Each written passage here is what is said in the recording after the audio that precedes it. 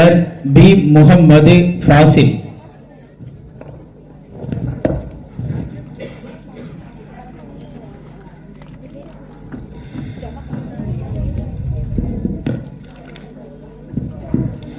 أعوذ بالله من الشيطان الرجيم بسم الله الرحمن الرحيم نحمده ونصلي على رسوله الكريم أما بعد ألم ير الذين كفروا أن السماوات والأرض كانتا رتقا ففتقناهما அளவற்ற அல்லாளனும் நிகரற்ற அன்புடையவனுமாகிய அல்லாவின் திருப்பெயரால் ஆரம்பம் செய்கின்றேன்.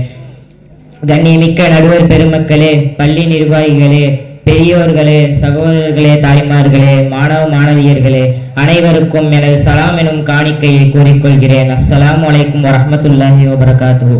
அன்பிற்குரியவர்களே, திருக்குரான் விஞ்ஞானபூர்வமான உண்மைகளை கொண்டது. மேலும் நபிகளார் காலத்திற்கு முன்னர் நிகழ்ந்த அவர்கள் அறிந்தே இராத பல சரித்திர நிகழ்வுகளையும் திருக்குரான் எடுத்துரைக்கின்றது. அவலம் யரல்லதீன கஃபரு அன்னஸ் ஸமாவாதி வல் அர்த கானதா ரத்கன் ஃபஃபதக்னாஹுமா. ஆரம்பத்தில் வானம் என்றும் பூமி என்றும் தனித்தனியாக இல்லாமல் இருந்த பிரபஞ்சத்தை நாமே பிரித்தமைத்து வானிலிருந்து மழையை பொழியச் செய்தோம். அந்த மழை நீரை கொண்டு உயிருள்ள ஒவ்வொன்றையும் வாழ்ந்திருக்க செய்தோம் என்பதையும் இந்த நிராகரிப்பவர்கள் பார்த்தேனும் நம்பிக்கை கொள்ள மாட்டார்களா? பூகோள அறிவு பூலோகத்தில் தோன்றும் முன்னே பிரபஞ்சம், வானம், பூமி பற்றி பேசிய திருக்குரான் இரண்டு உண்மைகளை நம் முன்வைத்தது. பிரபஞ்சம் பெரும் வெடிப்புக்குள்ளாக்கி வானம், பூமி, கோள்கள் தோன்றின என்பது ஒன்று. நீரின்றி அமையாத உலகு என்று பின்னால் நிரூபணமான உண்மையை அன்றே நீரை கொண்டு உயிரினங்களை உயிர் வாழச் செய்தோம் என்ற அறிவியலை சொன்னதும் திருக்குரான் தான்.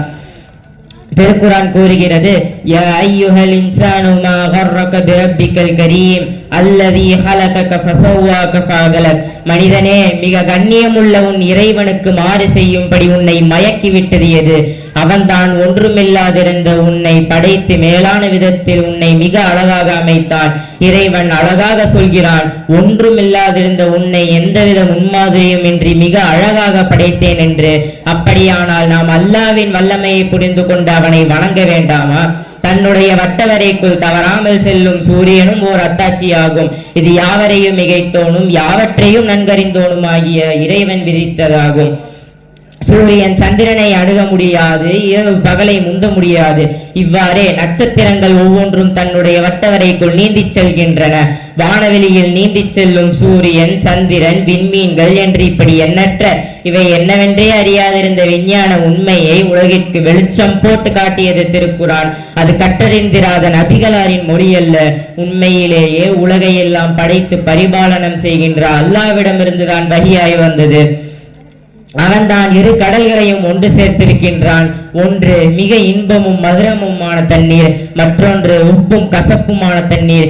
இவை ஒன்றோடொன்று கலந்து விடாதிருக்கும் பொருட்டு இவ்விரண்டிற்கும் இடையே மீற முடியாத ஒரு தடையையும் ஏற்படுத்தி இருக்கின்றான். இன்று எத்தனையோ ஆண்டுகளுக்கு பின்பு இந்த இரு கடல்களும் இருக்கும் இடம் கண்டுபிடிக்கப்பட்டிருக்கின்றது. ஆராய்ச்சிகள் நடந்து கொண்டிருக்கின்றது. தண்ணீர் அடர்த்திகளின் வித்தியாசங்கள் சரி செய்யப்பட்டு அவற்றை ஒன்றாக கலக்கச் செய்ய முயற்சிகள் நடக்கின்றன. ஆனால் அவற்றை ஒன்றாக கலக்கச் செய்ய முடியவே இல்லை. இப்படிப்பட்ட இரு கடல்களையும் கண்டுபிடிக்கவே இத்தனை ஆண்டுகள் தேவைப்பட்டிருக்கும் போது அதனை பற்றி கற்றறிந்திராத ஒரு மனிதரால் எப்படி சொல்ல முடிந்தது? கற்பனைக்கும் எட்டாத இந்த உண்மையை நபிகள் நாயகம் ஸல்லல்லாஹு அலைஹி வஸல்லம் அவர்களின் மூலம் வெளிப்படுத்தியதால் அவர்கள் அல்லாஹ்வின் உண்மை தூதர் என்பது நிரூபிக்கப்பட்ட உண்மையாயிற்று.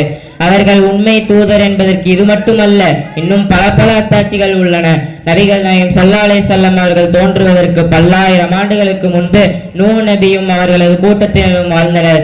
அப்போது மக்கள் இறைமறுப்பு செய்ததன் காரணத்தால் பிரளயம் ஏற்பட்டு அழிக்கப்பட்டனர்.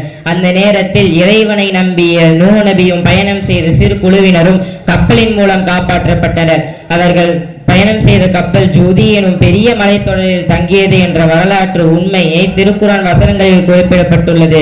இது மட்டுமல்ல, நான் தான் இறைவன் என்று பிரகடனம் செய்த ஃபிரௌன் என்ற மனிதனை கடலில் மூழ்கடிக்கச் செய்து அவனது உடலை சிதையாது, சீர்குலையாது, அழியாது பாதுகாக்கப்படும் என்று இறைவசனம் மூலம் அறிவித்து இன்றளவும் அது பாதுகாக்கப்பட்டு வருகிறது.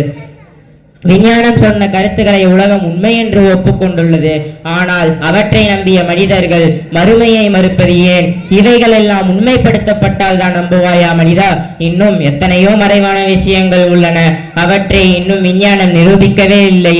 விஞ்ஞானம் மெய்ப்பிக்கலாம், அதற்காக ஒவ்வொன்றையும் உறுதி செய்தால் தான் நம்புவேன் என்பது ஒரு இறை நம்பிக்கையாளரின் அடையாளமே அல்ல.